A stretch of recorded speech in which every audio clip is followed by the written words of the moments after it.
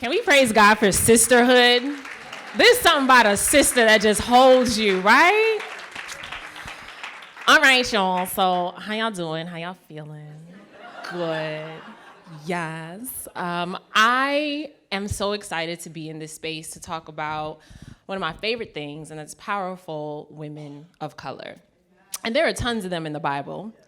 But if you grew up in a church like mine, you only knew about a few, like Eve, caused the fall of humanity. Okay. Right? Jezebel, that harlot, that hussy. Okay. But what about Lydia, the entrepreneur?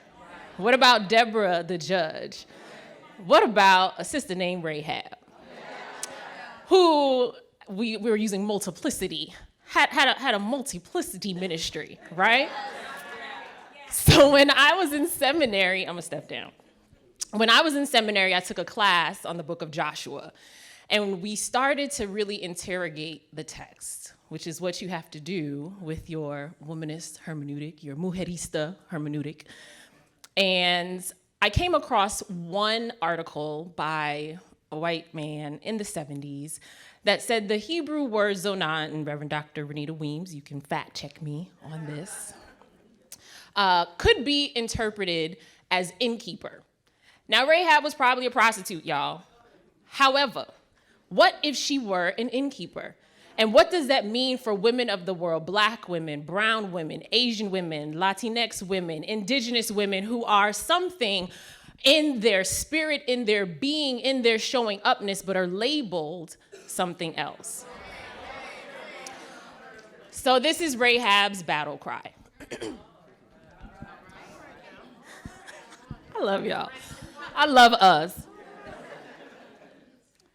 This land is your land, this land's not my land. From California to Coney Island, from 125th Street to here in ATL. This land was made for you, not me.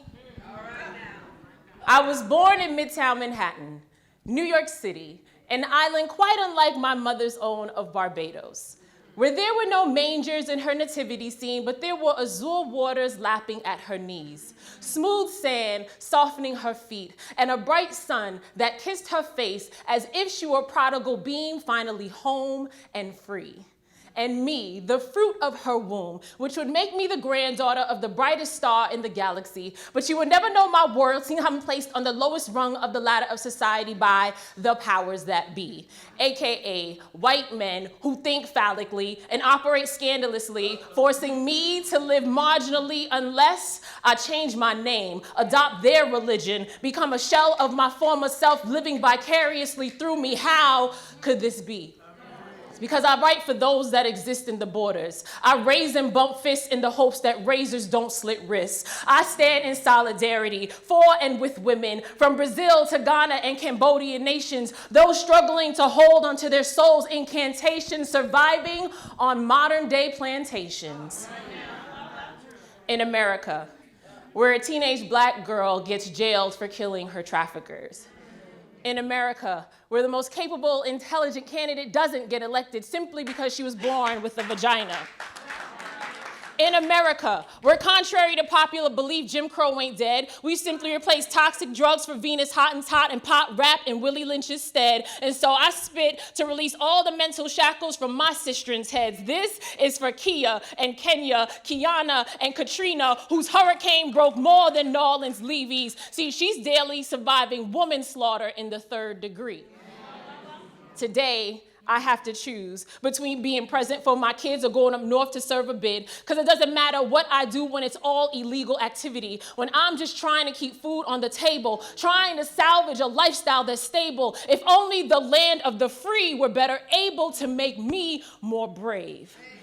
What do you do when your very existence is a burden? There is a war raging all around me, and the bloodshed that isn't televised is still very present in the tears that fall from my eyes. So I will fight this daily battle. Like Rahab, I will straddle borders and boundaries.